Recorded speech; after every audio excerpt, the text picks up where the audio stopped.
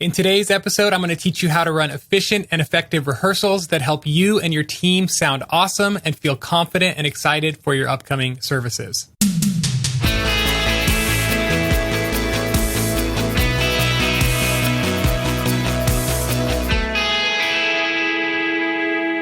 Hello, and welcome to another episode of the Worship Ministry Training Podcast, a monthly podcast for worship leaders and worship team members. My name is Alex Infiegin. I'm so glad you are here tuning in, investing in yourself, growing and developing, because when you get better, your team gets better, your church gets stronger, and your community is impacted by what you do, because what you do matters. So thanks for taking the time to invest in yourself. Thanks for trusting me to teach you. If you are a new listener, I would encourage you to go check out all of our 8 years worth of previous episodes. We have tons of episodes, and each episode is practical and on point and stays on one topic. So go dig through the topics that will be helpful to you in your ministry right now, and dive in and learn and grow and develop in those areas, and hopefully strengthen yourself and your team and your ministry.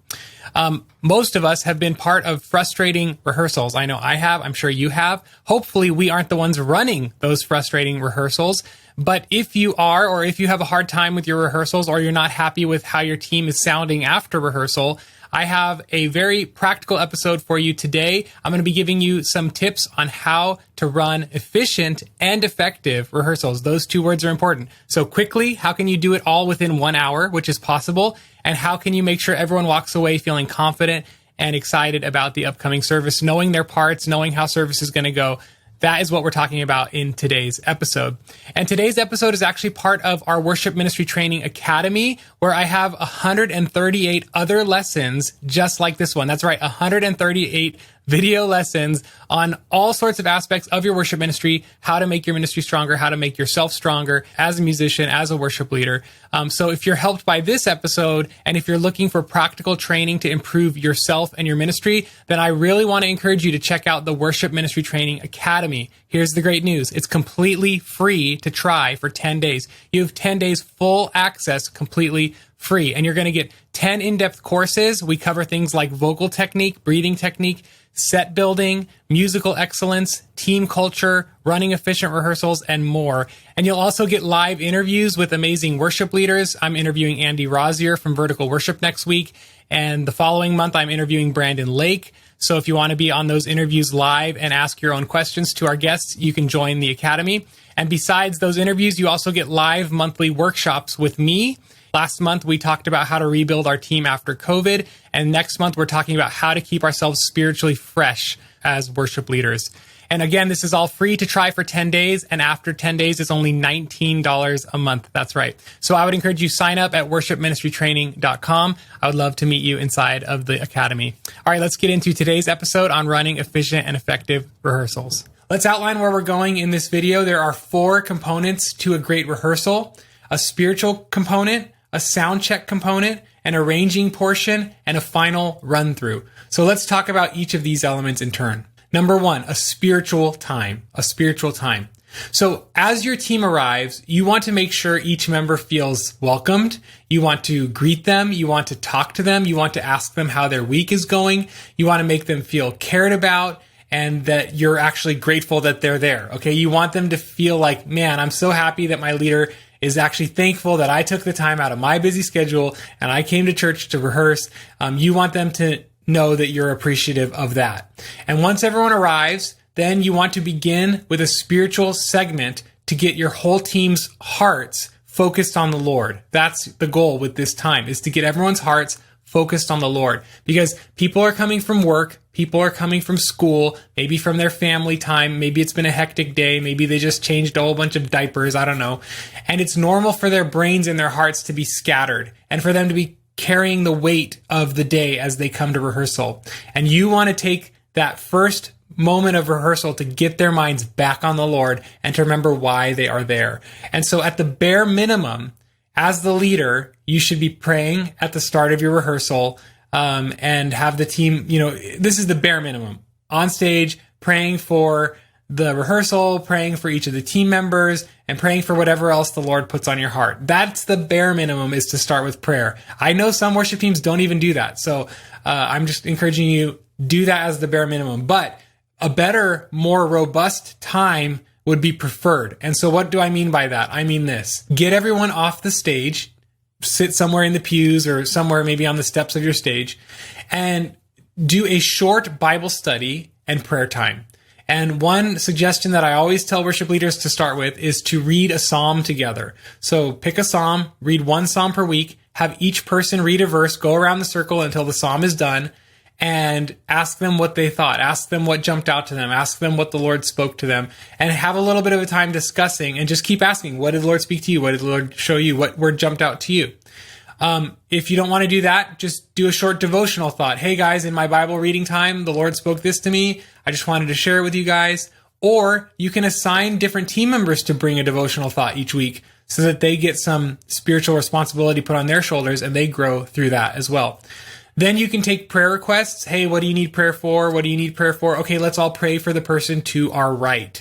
And you should do this every week if you can, especially if you have a midweek rehearsal. There is no excuse to not do this. And it should take about 10 to 20 minutes tops, okay? You don't want to go too long because you do actually need to practice the songs, but you want to get your team's heart focused and centered on the Lord. So remember, we are not primarily worship leaders to make music. We're worship leaders to make disciples. And this is one way that you can do that. So start every rehearsal with a spiritual component. Once you've prayed, you want to move on to the second component, which is sound check. Sound check should be the first thing you do before you actually start working on the songs, because it's hard to rehearse if you can't hear what you need to hear. It's hard to rehearse if you can't hear what you need to hear. That's why sound check is the first musical thing that you should do. And this is going to look different for every church depending on the sound system you have, whether you have in-ears, whether you can control your own mix with a phone app or an iPad, whether you have to ask the guy from the soundboard, maybe you guys have wedges. But if you have your own ears, one way that you can do a quick sound check is to play through the intro, verse, and chorus of a song. So, hey guys, we're going to play through the intro, verse, and chorus of our first song. Let's go ahead and play. Then we're going to stop, and then we're going to adjust our mixes on our own because you can control it on your tablet. So that's one way to do it. You play through just a short portion of the song, you make your tweaks, you try again. Hopefully everyone's happy. If you don't have the ability to set your own mixes, then you need the sound guy to do it. And this, you can do a similar approach where you play through the intro, verse, chorus of a song, but then you have to ask the sound guy for adjustments to each person's mix. And the key to doing this is for you as the leader with the microphone to command this time. So you play through the 1, 2, 3 intro, verse, chorus. You play through that. Then you ask, hey, Mr. Drummer, what do you need? Okay, he needs this, this, this. Hey, Mr. Bass Player, what do you need? Okay, he needs this, this, this. Hey, Mrs. Singer, what do you need? She needs this, this, this. You command that time. You be the liaison between the band and the back of the room sound engineering team, okay? You command that time because otherwise it can get too sloppy. People are shouting from the back, shouting across from the stage to the back. That's no good, okay? So you ask everyone what they need, make the adjustments, and then play through that intro, verse, chorus again. Ask if there are any final adjustments, and hopefully you've just been able to get through a sound check where everyone gets what they need within 7 minutes. Okay, that's the maximum amount of time that you should be spending on a sound check. Do not let the time slip away during this portion of rehearsal, because that's going to crunch the actual important part of your rehearsal. Another additional optional element to your sound check is to do a vocal check. What is a vocal check? This is where you have the band loop through the chorus of a song over and over and over while your vocalists sing their harmonies at their loudest volume. So they repeat the chorus, you guys sing it over and over and over with the band playing, and the sound guy is sitting in the back. He turns up one fader, one vocalist at a time. He makes the EQ and compression adjustments that he needs to make, turns that vocalist down, turns the next vocalist up, and adjusts that one until he loops through all the vocalists, and then the band can land it and you guys are done and everyone's happy and all of your vocalists sound amazing and pristine and clear and beautiful, and it's going to be great. So that is one way that you can do a vocal check to improve the vocals of your team. Now, why do you do it with the full band behind you? Because you want all of the drums and everything in their vocal mics, because that's actually what is going to be coming out of the PA during a service. So you don't want to have it all isolated and quiet and make adjustments that are not actually going to reflect reality. So, okay, that's the sound check portion, sound check with vocal check. And once you're done with that, you're going to move into the third portion of our rehearsal, which is the arrangement portion, portion. And this is where you're working on each of the songs as a unit, as a standalone unit. You're working to make each song as good and as strong and as beautiful as it can be. You're not thinking about the whole set yet and the flow and you're just thinking about this song, start and stop, okay? And your job during this first portion of practicing the songs is to stick to one song until it sounds great. And obviously you can't stick to one song for the whole, 45-minute time block, but like within reason, you're going to focus on this song. And then when you're done with that song, you're going to focus on the next one and focus on the next one. So let me talk a little bit about this. So what you want to do in the arrangement section is you want to work out any kinks, you want to dial in all the parts, and you want to make sure everybody knows what to play and when. And the key to having an effective arrangement portion of rehearsal is that you, as the leader, give as much clear direction as possible. The more direction you give, the more they can follow and do what you need. Okay. And so one way that I like to do this is before we even start rehearsing a song, before we start running through the first song, I will take 30 seconds and talk through any potential trouble spots or anything specific that I think the band needs to know. So you'll be like, hey guys, we're going to do verse, chorus, chorus, verse, chorus, chorus. So talking through song structure would be appropriate here in this first 30 seconds. Or you could say, I want us to, before we get to this song and get to the bridge, I want to play through the bridge chords on my acoustic guitar only or on my keyboard only so that you can hear the timing, because the timing of the chord changes are a little bit tricky and a little bit weird, and it has this passing chord here. So just listen to me. I'm going to play it. And then, do you guys feel comfortable with that? Okay, great. So that's what we're going to do when we get to the bridge. Now let's start the song. So basically, you're going to talk through anything up front within a 30 to 45 second window. This could even include things like, I want you to sing verse 1 with me. I want you to come in with harmony on verse 2, and I want you 3 to sing with me for the first chorus. So that is the pre-starting 30-second, 45-second instructional speech you give at the beginning of each new song during this arrangement portion. And that way everyone knows what is expected. You've worked out any kinks in advance, and now you can actually start the song and hopefully get all the way through it without stopping. That's the goal, is that you can get through a song without stopping. So while you're rehearsing the song, you've given your 30-second instruction. Now everyone's playing along with the song.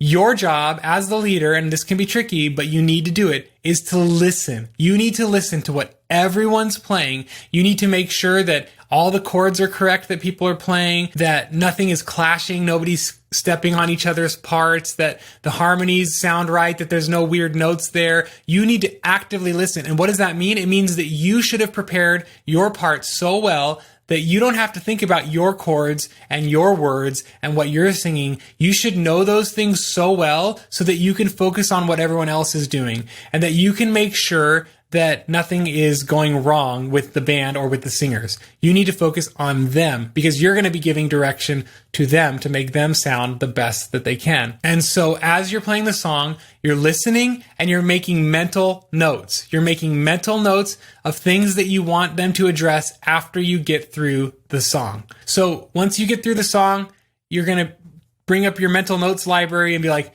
hey, I noticed piano player, you were playing something, and electric guitar player, you were playing a different thing, and I felt like it was clashing. Can I hear just you two play those parts together? No one else play, just you two play? Okay, actually, do you guys hear how that's clashing? How about you piano player, you simplify? Or how about you electric guitar player, you simplify, let the piano, whatever you decide to do. But you just, at the end of the song, you stop, you address any pain points. Hey, I noticed someone was singing the wrong part in the harmony. Or, hey, Mr. Bass player, I noticed in the chorus, both times you went to the wrong chord. Just make sure it's the E, not the A. Okay, so let's just make sure we're going there. So that's what you do. You play through the song, you make mental notes, and then at the end, you address it. Hey, could you hit an uplifter right there, Mr. Percussionist? Great, awesome, thank you. Oh yeah, and the bridge, I want a sub drop. We're going to break on 4. I noticed only you two did a break, but can we all do a break together? That would be great. So that's what you want to do. Now, if you're playing the song and you can give quick correction over the microphone without stopping, feel free to do that as well. You don't have to stop a song to give direction. You can keep playing and be like, hey, Mr. Drummer, can you go to the ride? Or hey, percussionist, bring in the tambourine. Or, hey, let's do a little break on 4 right here. Okay, 1, 2, 3, 4. You can do all that without stopping the song. But anything that takes more explanation, that's where you want to make a mental note when the song is done with your first pass through it. Make the changes and do that. Again, you don't want to stop the song in the middle, but you do sometimes need to. You do need to stop the song sometimes and be like, whoa, guys, this is a hot mess. Like, hey, the rhythm is way off. Kick and bass, you guys are not playing the same rhythm pattern. Let's stop. Let's loop that chorus over and over and over until we get that rhythm right. Okay, now let's take the song from the top and let's go from the top. So that is how you arrange the song. And then once you've got that song sounding good, you move on to the next song. You give the 30-second intro speech about what you want, what tricky parts we need to figure out, any vocalist direction. Jump into that song. Try not to stop it. But if you do need to stop it, pick it back up where you left off. That's one important aspect of running this part of the rehearsal, is to keep things moving. So let's say you do have to stop and work out a rhythm, bass, and drums thing. Like, okay, let's loop that. Okay. We've looped it. We've played it 5 times. That sounds right. Great. Okay. Let's take it from the second chorus. So you're getting clear direction. Let's take it from second chorus. 1, 2, 3, 4. Everyone's back in. Don't dilly-dally. Don't waste time. Just fix the mistake. Move things forward. Okay. You don't want to get stuck, and you don't want to dilly-dally, and you don't want to just let time dawdle away and drain away. And pretty soon you're like in a 2.5-hour rehearsal and everyone wants to go home and be with their families. We've all been in those rehearsals. So keep things moving. Okay. One thing I'll say about this during this arranging section of the rehearsal, make sure you're giving a lot of encouragement, a lot of positive feedback. Okay. You don't just want to ask for what you need. You don't want to just say, hey, that was wrong. You want to be like, oh, that's a great fill. Oh, I love that. Hey, Luis, that's awesome on the keys. Or, oh, I heard that, Mikey. Oh man, those bass, whatever. So show them that you're stoked with what they're doing too, because if you praise the good stuff, they'll do more of the good stuff. Okay. So you want to include equal parts encouragement with your instructions and requests. Okay. It shouldn't be too lopsided one way or the other. You want to challenge people, but you also want them to feel appreciated as well. Okay. So once you finish the song, then ask, does anyone have any questions? Anyone have any questions? Okay. No questions. Let's go ahead and move into the next song. This song number 2. And then you give your 30-second spiel about what you want for the next song. And here's a really, really important little trick. Instead of jumping into the next song, go back to the outro of the previous song that you were just practicing, play the outro, land that song, and then start your next song. That little trick gives you an extra practice for the transition. It helps you feel how that transition is going to feel, and it gives the band a little bit of extra context for, okay, we're coming out of this song, we're going into this song. So before you jump into your next song, give your little 30-second spiel, go back to the outro of the previous song, play the outro, and then go into practicing and arranging your next song. Do this for all 4 songs in your set and follow this pattern. When you get to the last song of the set, you're done. Have everybody tune up, and you're going to move into your final portion of your rehearsal, which is your full run through. Your full run through is exactly what it sounds like. It is you running through the full song set as if it was rehearsal, meaning I'm going to talk here. I'm going to pray here. I'm going to have the pad here. We're going to delay starting this song. This girl's going to lead it. Like everything as if you were going to do the service, you're going to do it like that in this rehearsal, including praying. You don't have to actually say the full prayer, but like, let's say you get to the end of the second song and you plan to pray there. So you're just going to say, okay, here, I'm praying. Luis, keep playing, a little bit more on the guitar. I'm praying in Jesus' name. Amen. Okay. Song 4. Okay. So you want to run this full run through as if people were in the room, as if it was church service. You want to include every element that's going to happen in the real service in your final run through. You want to go from top to bottom as if it's the real thing, doing any sort of vocal cues. Like, if you're playing and you're like, sing it again, whatever you would say to your church, say it in rehearsal, because it's good to practice those things so that you don't trip on your words, and do a funny vocal cue in the actual service. Do everything. And if you don't know what a vocal cue is, you can watch my Increasing Congregational Engagement course. but a vocal cue is when you say or sing something that helps the church feel encouraged to sing out more. Okay, so do everything like it's the real service and try not to stop unless there is a complete disaster, okay? And here's a really important little pro tip that could make a huge difference for you. If it's possible, record your full run through on a USB stick or on your soundboard and grab that file after rehearsal and send it to your team. Ask them to listen to it. Ask them to make any changes or adjustments. In fact, you can specify changes. If you listen to it first before you send it, you can say, hey guys, here's the MP3 from rehearsal.